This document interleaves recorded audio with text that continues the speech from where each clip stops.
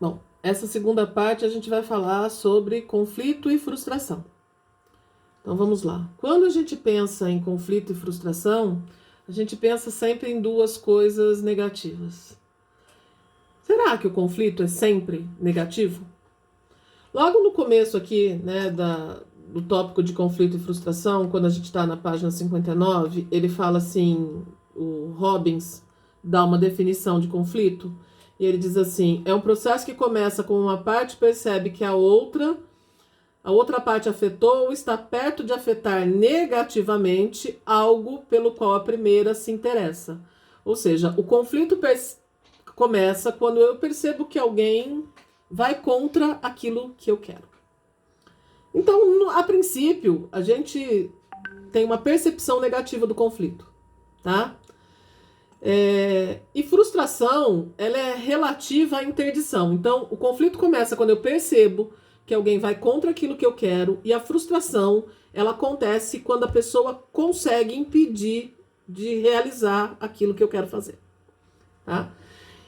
Isso tudo, normalmente, acontece quando a gente está esperando alguma coisa, quando a gente quer alguma coisa e aí alguém está impedindo a gente de conseguir, e aí a gente tem esse conflito e essa frustração. A gente está vivendo um momento de conflitos e frustrações, né? A gente quer sair de casa, não pode sair de casa, e aí tem muita gente em conflito. Eu tô vendo muitas pessoas se unirem no sentido de ajudar a gente que tá se sentindo mal de ficar em casa, e se sentindo frustrado em ficar em casa. O conflito pode afetar negativamente sua motivação. Você pode se sentir desanimado, deprimido, chateado. No entanto, isso acontece quando a pessoa tem uma baixa tolerância à frustração. Então, se eu não lido bem com a frustração, eu me sinto desmotivado, eu me sinto desanimado.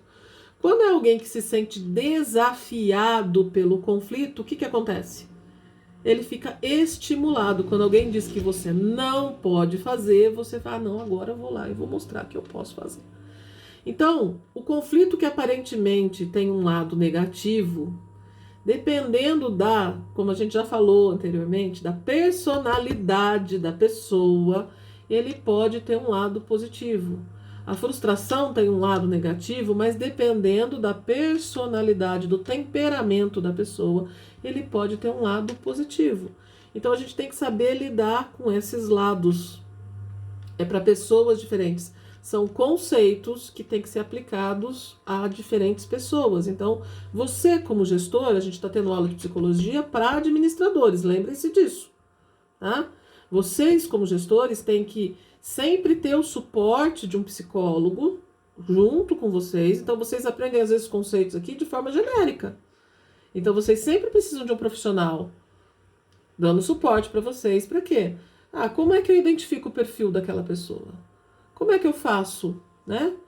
Por isso que vocês sabem os conceitos. Vocês sabem os conceitos porque às vezes você precisa aprofundar alguma coisa e vocês dependem do apoio aprofundado de um profissional de psicologia. Então vamos lá. O que é a frustração e o conflito? Eles vão se constituir em variáveis que intervêm negativamente na motivação algumas vezes.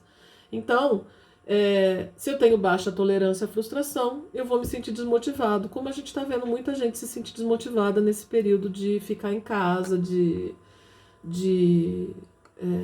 ficar afastado do trabalho, ficar afastado das pessoas e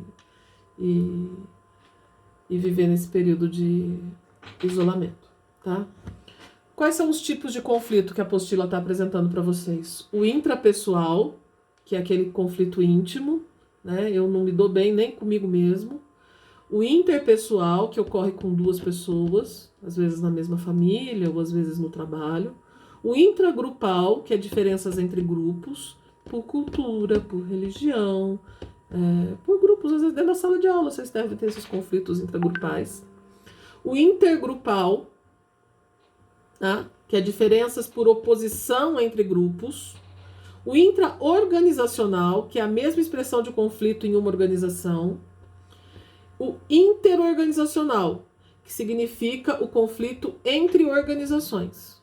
Tá? Então, o conflito entre uma organização X e uma organização Y. tá? Que pode acontecer também. Um outro tipo de...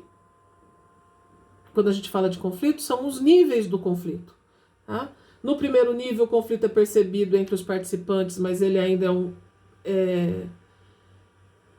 você percebe esse conflito, você identifica as diferenças, mas elas ainda são sutis, tá?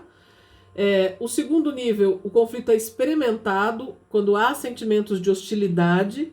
E no terceiro nível é quando o conflito é manifestado. Ele é claramente manifestado e por meio do comportamento, né, às vezes de palavras e de ações, ele é abertamente manifestado entre as pessoas.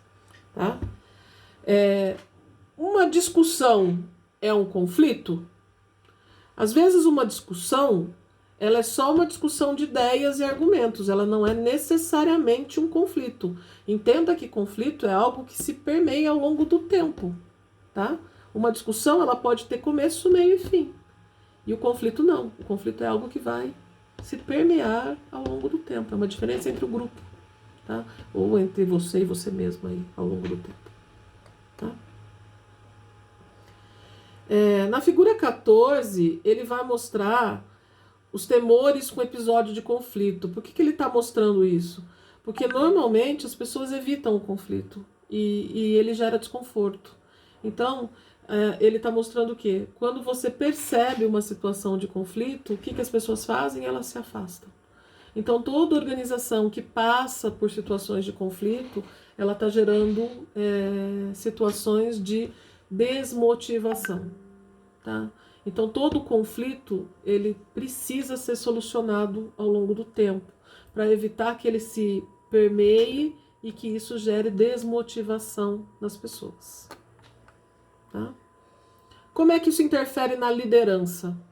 Tá? Se a gente pensar em liderança, uma das grandes responsabilidades dos líderes é a solução de conflitos, inclusive evitar os conflitos. Tá?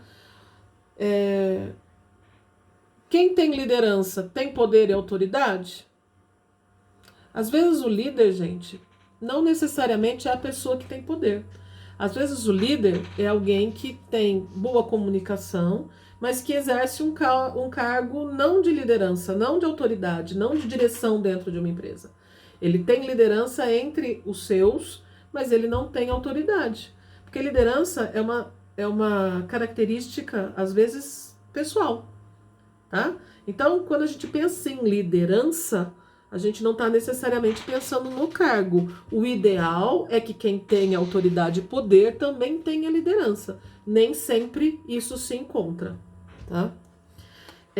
Os estudos sobre liderança, o poder e a autoridade são de interesse na discussão do comportamento humano das organizações.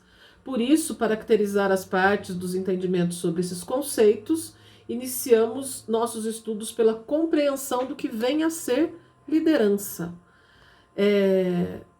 A liderança, no conceito que a gente está vendo aqui nesse livro, ela pressupõe relações sociais de influência e reciprocidade, de modo que o membro atua em determinado momento como facilitador do grupo, com vistas ao alcance de um objetivo que, sendo compartilhado, terá maiores possibilidades de ser alcançado com melhores resultados. Ou seja, é alguém que é capaz de influenciar positivamente um grupo para que esse grupo alcance melhores resultados. Se isso estiver ligado à gestão, é praticamente perfeito. Tá? Então, na figura 3 da página 64, ele vai mostrar exatamente isso. A diferença de um gestor e de um líder. Enquanto o líder, ele faz desenvolvimento de visões estratégicas, inspira, é flexível, dá autonomia, o gestor fica ligado a plano, fica num comando, numa rigidez, todo focado numa coisa muito, muito rigorosa. Enquanto o líder, ele vai ser mais específico, dar mais liberdade, ser mais flexível com a sua equipe e levar sua equipe a fazer o que é preciso. O gestor precisa ficar controlando o tempo todo. Então, a ideia é conseguir fazer com que gerentes tenham liderança e consigam levar a sua equipe a fazer o que é necessário, tá? Eu gostaria que vocês tirassem suas dúvidas sobre essas aulas de hoje, porque eu sei que mesmo fazendo os trabalhos, talvez vocês não tenham conseguido absorver todo o conteúdo sem a aula. Então, com esse conteúdo que eu passei agora, eu espero que vocês consigam esclarecer suas dúvidas e aí mandar para mim mais alguma coisa que vocês precisem, tá bom? Conto com vocês, que vocês estejam com suas famílias, que vocês estejam saudáveis e que a gente volte logo, porque eu também sinto falta desse presencial que é tão importante pra gente. Até mais, gente. Tchau.